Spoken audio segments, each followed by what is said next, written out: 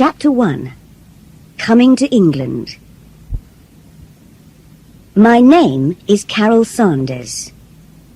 I live in England now, but when I was younger, I lived in Hong Kong. My father was a businessman there, and my mother worked as a secretary. We lived in Hong Kong for 7 years. I was happy at school, with lots of friends, and we had a good time. I like pop music. The Rolling Stones, David Bowie, and Jake Rosso were my favourites. Jake Rosso was my favourite singer. He died in a car accident the year I left school. But I listened to his pop records all the time. I had hundreds of pictures and photos of him on my bedroom wall. Then one day in winter, when I was 17, things began to go wrong for me. My father went to Australia on business. I loved him very much and didn't like him going away. "Come home quickly," I always said to him. He was in Australia for 2 weeks. Then on the day of his journey home, an aeroplane from Sydney crashed into the sea just south of Hong Kong. Everybody on the plane died. I heard about the plane crash on television. At first, I did not think about my father. Then I remembered he was flying back from Sydney on that day. "Oh no," I cried. I telephoned the airport, but they did not know the names of all the passengers then. Perhaps my father didn't get that plane, I thought. Oh, please, please. My mother was at work, and I called her on the telephone. She came home quickly, and we went to the airport and waited for news. Later, we learned my father was on the plane. "It's not true," I shouted. But it was true, and I began to cry. I cried for weeks and weeks. I spent many days alone in my room. I was lonely and sad, and I wanted to die too. I stopped going out with my friends. I didn't want to see other people. I stopped listening to Jake Rosso's records and took his pictures off my bedroom wall. I didn't listen to music or watch television. Nothing mattered anymore. Then I stopped crying.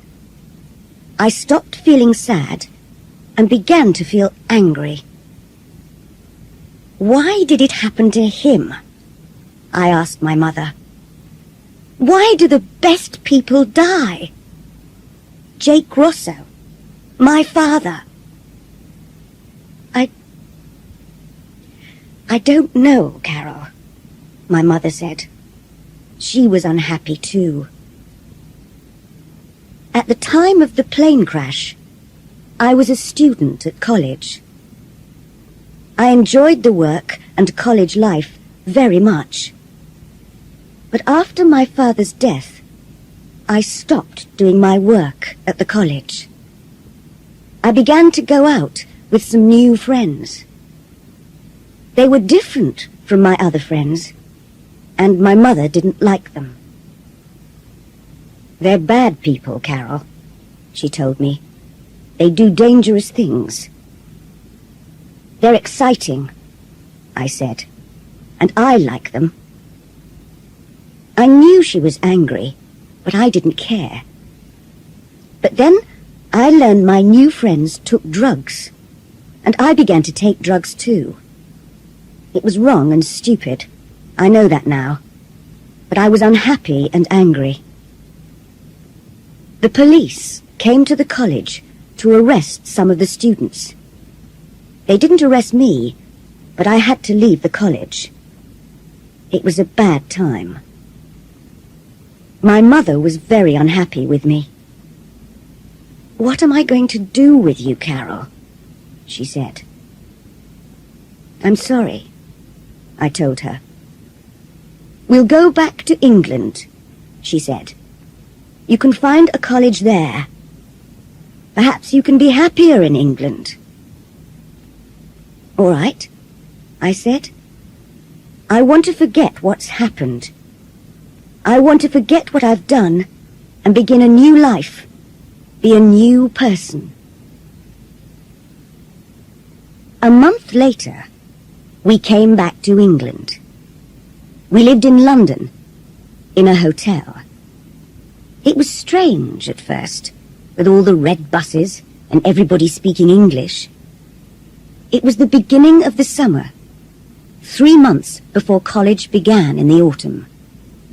London was full of tourists. We looked at all the famous buildings, Buckingham Palace, the Tower of London, and we went to restaurants and theatres in the evenings. It was interesting and exciting, and I began to forget the bad times in Hong Kong. "I'm pleased we came to London," I told my mother. But after a few weeks, she said, "You need to find a college, Carol. You must go on studying. And I need a job." That evening, we looked in the newspapers. "What about this?" I said. I showed my mother a job in the newspaper. "Secretary for the summer months on a small private island in Scotland. Live with the family in a big house. Interesting work and good pay for the right person. Phone Greta Ross, telephone number 071... "Well, that sounds interesting," said my mother. "I'd like to work as a secretary on an island in Scotland. It's a beautiful country, Carol, and you can go to college there in the autumn." "And it's a place to live for the summer," I said. "Hotels are expensive." My mother telephoned Greta Ross. "Come and see me tomorrow," Greta Ross told her. "Come to the Savoy Hotel at 11 o'clock. I went to the Savoy Hotel with my mother. It was big and expensive, bigger than our hotel, and in the centre of London. Mum needs this job, I thought, and a private island in Scotland is a nice place to live. Perhaps I can forget what's happened if I go there. "Room 22, said the woman at the hotel desk. "Go on up. Mrs. Ross will see you now." Greta Ross was waiting for us. She was about 30 years old and very beautiful. She wore an expensive red dress, and her hair was very long and dark. "This is my daughter Carol," said my mother. "Hello, Carol," said Greta Ross. "Hello," I said. "Carol is 18 years old," said my mother. "Can she come with me if I get the job? Perhaps she can help in the house or in the gardens. She likes gardening. She's studying farming at college." "Perhaps," said Greta Ross. "There's a small farm on the island." "I'd like to work on the farm," I said. Greta Ross looked at my mother. "How long did you live in Hong Kong, Mrs. Sanders?" 7 years, answered my mother. "My husband died in a plane crash last year, so we've come back to live in England." "Where did you live before Hong Kong?" "We lived in India for 3 years." Then Greta Ross took my mother into a room and asked her more questions. I waited outside. Greta Ross is nice, I thought. I hope my mother gets the job. Soon after, the door opened and my mother came out. She was smiling. Greta Ross said, Please wait here for a minute, Mrs. Sanders. I want to make a phone call. She went back into the room and closed the door. I was sitting on a chair near the door, and I could just hear Greta Ross's voice speaking on the phone. I think I've found someone, she was saying. She has a daughter, but the girl can work in the garden or on the farm. Don't worry. They've been away from England for 10 years. It'll be all right, I tell you. Don't worry. After a few minutes, Greta Ross put down the phone and came out of the room. You got the job, she told my mother. My mother was pleased. Thank you, she replied. I was pleased too, but now I was worried about that phone call. I didn't understand it.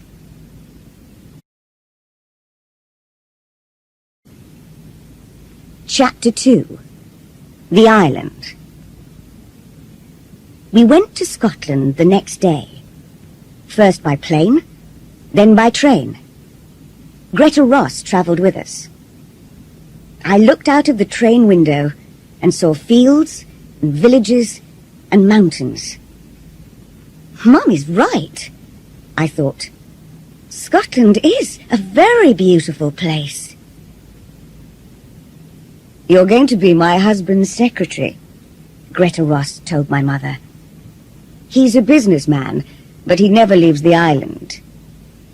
He does all his work by telephone and letter and computer. He invests money in companies all over the world. Do many people live on the island? I asked. Not many, said Greta Ross. You'll meet them soon. Greta Ross is young, I thought. Is her husband young too? How can a young man buy an island? Is he very rich? After the train, we went on Mr. Ross's boat, which took us out to the island. The boatman was a young man. He had dark hair and was brown from the sun. This is Tony, said Greta Ross. He works for Mr. Ross. Hi, said Tony. Soon we were near the island. I could see the beaches and the cliffs. The boat slowed down. There are dangerous rocks round the island, explained Tony. A lot of them are under the water, and you can't see them. I have to be careful. But the rocks keep other boats away, and that pleases Mr. Ross. Why? I asked. Tony looked at Greta Ross, but she wasn't listening. Mr. Ross doesn't like visitors to the island, Tony said in a quiet voice. Then Greta Ross looked at us, and Tony said no more. Why doesn't Mr. Ross like visitors? I thought. Has he something to hide? When we arrived on the island, my mother and I followed Greta up to the house. It was very big, and there were trees all around it. A woman was waiting inside the house. This is Mrs. Duncan, Tony's mother, said Greta. She's the housekeeper, and her husband is the gardener. Mrs. Duncan will take you up to your rooms. I'm going to tell Mr. Ross you've arrived. The housekeeper was a little woman with short hair. She went up the stairs, and my mother and I went after her. My room was next to my mother's. I looked out of the window and saw the gardens at the back of the house. A man was working in the garden near some trees. Is that Mr. Duncan? I thought. I looked between the trees and saw the sea. It's a beautiful house and a beautiful island. That evening, we had dinner with Mr. and Mrs. Duncan and Tony. We ate in the big kitchen. "What happened to Mr. Ross's last secretary?" asked my mother. "She's in hospital," replied Mrs. Duncan. "She's going to be away all summer." "Isn't Mrs. Ross lonely here?" I said. "No," said Mrs. Duncan. "She likes painting a lot. She has a room upstairs and goes there to paint. She's very good. Sometimes she goes to different places on the island to paint pictures." We finished eating our meal. Soon after, Greta Ross came into the kitchen. "Mr. Ross wants to see you and your daughter now, Mrs. Saunders," she said. "Follow me, please." We followed her through the house and into a big room. This was Mr. Ross's office, and he was sitting behind a desk. I was surprised. He was a young man, about 30. He had a moustache, short dark hair, and he wore glasses. Mr. Ross was speaking into the telephone. Who does he look like? I thought. Is it Tony Duncan? "Mr. Ross is talking to a business friend in New York," said Greta. "Please sit down." While we waited, I looked around the office. There were 3 telephones, a computer, and lots of books and papers. There was another door, and I could see a smaller room next to the office. There was a smaller desk and another computer in there. Mr. Ross finished speaking on the phone, then looked carefully at my mother and me. For a few seconds, he didn't speak, and just watched us. Then he said, "I'm pleased to meet you, Mrs. Saunders. I need some help with my work. My secretary is in hospital, and there's a lot of work to do. Sometimes you'll have to work late at night because of time differences in New York and Tokyo. Is that all right?" "Yes, that's all right," said my mother. "Can you use a computer?" "Yes." "Good." He looked at me. "Is this your daughter?" "Yes, this is Carol," said my mother. "Hello," I said. "Greta says you like gardening. There's a big garden here, so you can help Mr. Duncan. And there's a farm. Dan and Stella Parks live in the farmhouse and work on the farm. You can help them too. We have some animals. Some sheep, a few cows, and chickens. And there's a horse called Smoke. He's grey, like his name. Can you ride?" "Yes," I said. "I can ride a horse." "You can ride Smoke around the island, if you like." "I'd like that," I said. "Thank you." "And we grow vegetables and fruit," he said. "I work on the farm sometimes. I enjoy it." I smiled at him, but he didn't smile back. "Carol will enjoy working on the farm," said my mother. "Won't you, Carol?" "Yes," I said. Mr. Ross looks sad, I thought. But how did he get all his money? And why does he hide away on an island?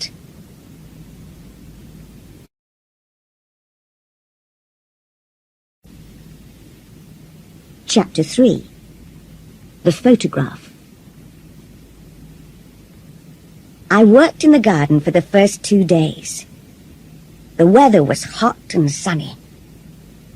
I liked working with Mr. Duncan, and he was pleased with my work. "You're a good gardener," he said. "I've always liked gardening," I said, "but I'm studying at college to be a farmer." Sometimes I saw Greta Ross. She likes to be alone, I thought. Once or twice, I saw Greta go out with her painting things. She went up on the hills or down to the beach. Mr. Duncan took me to the farm, and I met Dan and Stella Parks. They were very friendly. "You can work on the farm for the next 3 days," said Dan Parks. "Mr. Duncan says you're a good gardener. Are you a good farmer too?" I smiled at him. "I am," I said. He smiled back. So I worked on the farm with Mr. and Mrs. Parks. They were nice people. I helped with the cows and the chickens and went up on the hills with Mr. Parks and his dog to look at the sheep. One afternoon, I went out riding. Smoke was a big, lazy, friendly horse. I enjoyed riding, and Smoke knew his way around the island very well. I learned new places to go to. I rode along the cliff top and then in between some trees. When we came out of the trees, I saw the house from the other side. I tried to find the window of my room. Which one was it? Suddenly, I saw a face at one of the windows. The face was looking at me. It was there for just a second or two, then it moved away quickly. Who was that? I thought. Was it Mr. Ross? And which room was it? I didn't see my mother very much that first week. She worked all day and in the evenings. She wrote letters to South America, Japan, Canada, and Australia. Sometimes she worked after I was in bed. "Mr. Ross works hard," she told me. "He invests money in many companies and countries, but it's not his money." "It's not?" I was surprised by this. "No, it's his wife's money, and she bought the island. It's her island, her house, her farm. Everything belongs to her." How strange. But why does Mr. Ross always look sad? And why does he never leave the island? I asked. "I don't know," said my mother. "He says he likes it here and likes working on his farm. It's strange, I know." Sometimes, when I finished work, I walked along the beaches or the cliffs, or I went swimming in the sea. I liked swimming. Greta Ross often came to the beach to swim, but Mr. Ross never came. "Stay away from the rocks, Carol," Greta Ross told me. "They're very dangerous." "I will," I said. Sometimes I took my camera to the beach and took photographs of some of the boats that went by. I took photographs of the birds on the cliffs. There were other small islands near our island, and boats with tourists stopped at them. But no boats stopped at our island. They kept away from the dangerous rocks. Tony was right. The island did not have visitors. One day, I was walking back to the house and had my camera with me. I stopped and looked at the big house. Mr. Duncan was working in the garden in front of it. At first, he didn't see me. "I'm going to take a photograph of the house," I thought. "The sun is in just the right place, and it will make a good picture." I looked at the building through my camera and took the photograph. Mr. Ross was coming out of a door. He was in my picture too, and he looked angry. "That's all right," I thought. "It's still a good photograph." But Mr. Duncan was running across the grass. He came quickly up to me and said, "Give me your camera." He looked very worried. "What's wrong?" I asked in surprise. I gave him the camera. "Never take photographs of Mr. Ross," he said. And then he opened the back of my camera and took out the film. "Hey! What are you doing?" I said. "You'll spoil my film." But he didn't stop. "Sorry," he said, and he put the film into his pocket. "But no pictures of Mr. Ross. He doesn't like people to take pictures of him." Mr. Ross was watching us. He saw the camera, and he saw Mr. Duncan take out the film. But he said nothing. Then he turned and went back into the house. Later, I told my mother about Mr. Duncan and the camera. "He spoiled my film," I said. "I don't understand," she said. "Why did he do that?" "I don't know," I said. "But there's something strange about Mr. Ross." About a week later, I finished work early one day and came back to the house. My mother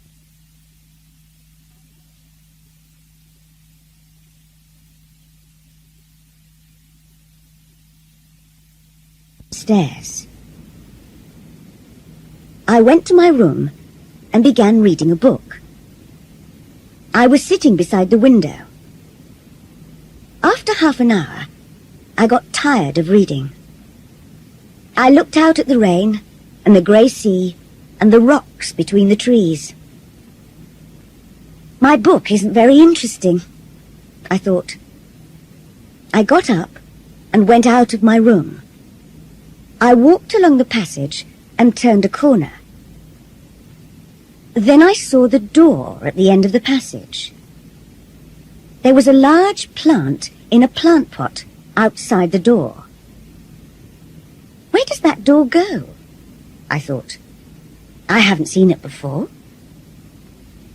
I remembered the face at the window in my first week on the island. Perhaps it's the door to that room, I thought. I walked along to the door and turned the handle. The door didn't move. It was locked.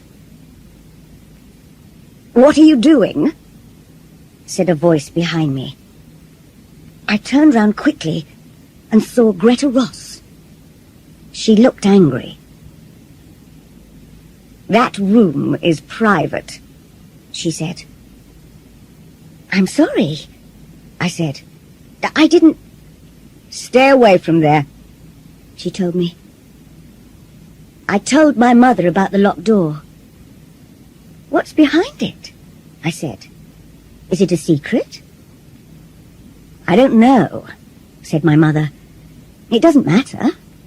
Mr. Ross can have locked rooms if he wants them."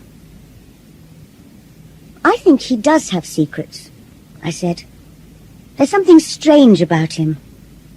There's something strange about this island. Somebody isn't telling us something. Something important." My mother laughed. "Stop playing detective, Carol," she said. End of side 1.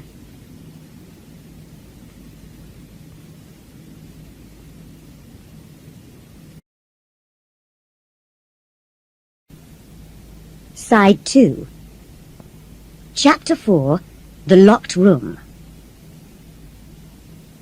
2 days later, there was a storm in the middle of the night. I was hot and I couldn't sleep.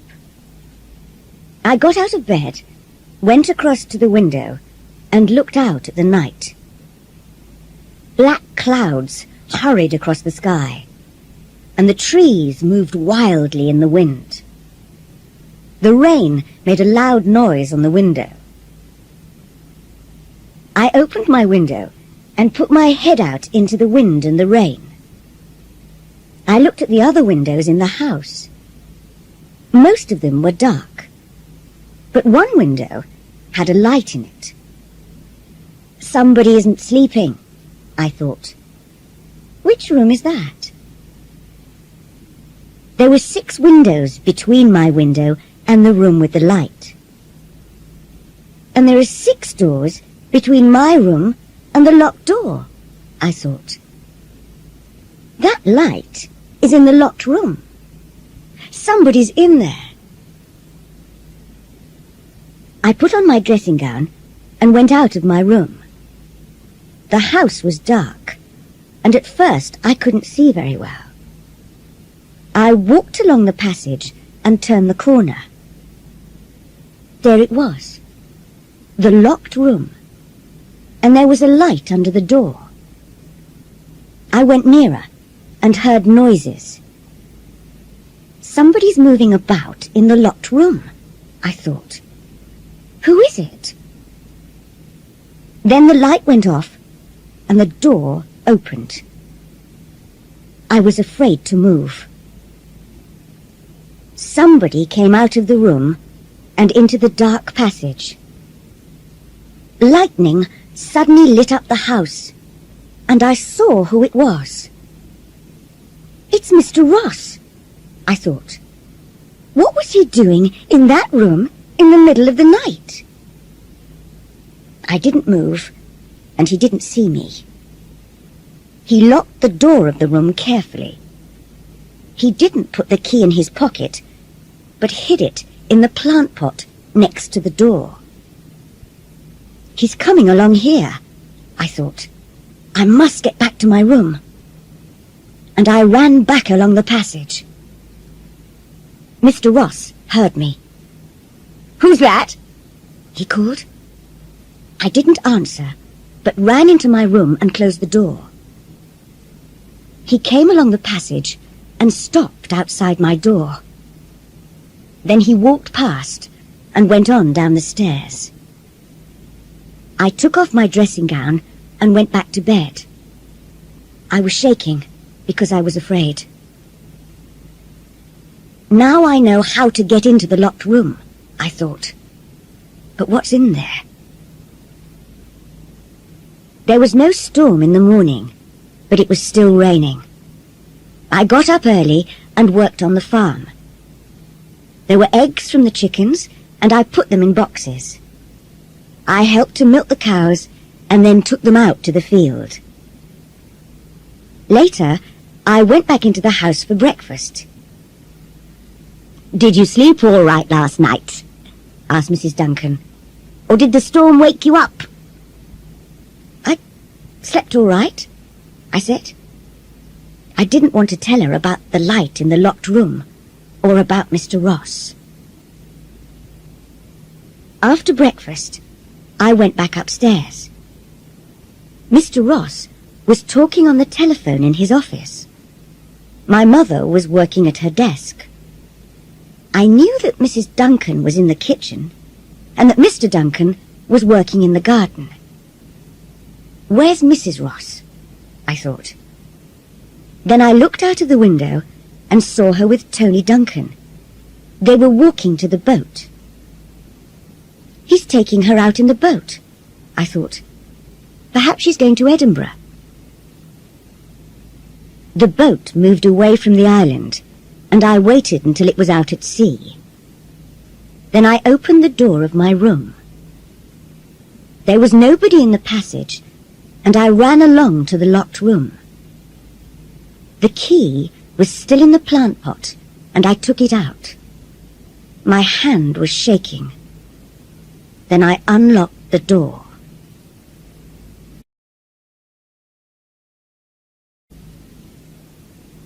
Chapter 5. A Dead Man.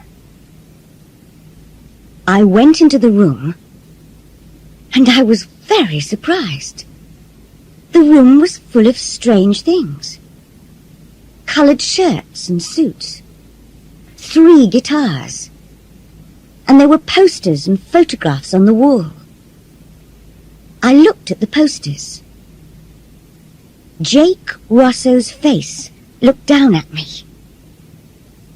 I looked at the dead Jake Rosso's picture, and I remembered all the photographs on the walls of my room in Hong Kong. I could never forget that face, the face of my favourite singer. Then, while I looked at his face, something strange happened. I began to see another face in the posters. An older face, and with a moustache, but the same face. I saw the face of Mr. Ross. "No," I said, "it's not true." But it was. I knew it was. Mr. Ross is Jake Rosso. "No," said a voice behind me. I turned round and saw Mr. Ross. He was standing in the doorway. He looked afraid. "I don't believe you," I said. "You have to believe me." I looked at the posters. "Who is that, if it's not you?" "It's Jake Rosso. He was my brother." "That's not true," I shouted. "I don't believe you. Listen, Jake Rosso was my favourite singer. I had hundreds of photos of him. I still have all his records. I loved him. Do you understand? Thousands of people loved him." "He's dead," Mr. Ross said quietly. "No!" I shouted. "You're Jake Rosso. You look different now, yes. You've got short hair. You've got a moustache now. And you wear glasses. But you're Jake Rosso. You were my favourite pop star. So I know." Mr. Ross said nothing and watched my face. He doesn't know what to do, I thought. He knows I don't believe him, and he's afraid. Then he said, "It was you in the passage last night, wasn't it?" "Yes," I answered. He looked angry. "I was wrong to give your mother a job," he said. "I thought it was okay because you came from Hong Kong, and I needed help with my work. I needed a good secretary." "Does your other secretary know who you are?" I asked. "Do the other people on the island know?" Mr. Ross didn't answer, but walked across to the window. He was thinking. What's he going to do? I thought. Then he turned round. "Okay, you're right. I am Jake Rosso." "I knew it." He looked worried and unhappy. "Can you keep a secret? A very important secret?" I thought for a minute, then I said, "Yes, I can keep a secret." Then he told me. "The other people on this island are my family." "Your family?" I said. "Yes. My real name is James Duncan, and Mr. and Mrs. Duncan are my father and mother. Tony is my younger brother, and his wife Lisa is my secretary. It's she who's in hospital." "And Dan and Stella Parks?" I asked. "My mother's sister and her husband," he said. "But what are you doing here on this island? I don't understand." "I'll tell you," he said. He sat down on a chair and took a guitar in his hands, but he didn't play it. "You were right. I was a famous pop star. I was very rich, and I had a beautiful wife. But things went wrong." "How?" "I took drugs," he said. "I drank a lot of alcohol. I got drunk and crashed cars. I did stupid, terrible things. I knew it was wrong, but I couldn't stop doing it. I was crazy for a time. I can understand that, I told him. I've taken drugs too. He looked surprised. You have? Yes, I said. After my father died, I was very unhappy, and things went wrong for me too. But go on with your story. He went on. One night, I was driving my car. I was drunk. And I hit somebody. A young girl. She died. I killed her. Oh, no. Yes, he said. She was 15 years old. I wanted to die too. The money didn't matter anymore. Nothing mattered anymore. What did you do after the accident? I asked. I drove on in the car. I didn't stop, and I didn't tell the police. I had killed someone, and I was afraid. He looked afraid now. He put the guitar down and went on with his story. So I made a plan. Jake Rosso had to die too. It was the best thing to do. And so I killed him. But you're still alive. My family know I'm alive, but no other people know. He looked at me. But now you know. How did you do it? I asked. I told my family about my plan, and I told Greta, my wife. At first they didn't like it, but after a long time, they said okay. Then I faked the car crash. Faked it? Yes, he said. I put some of my things in the car. A guitar and some clothes.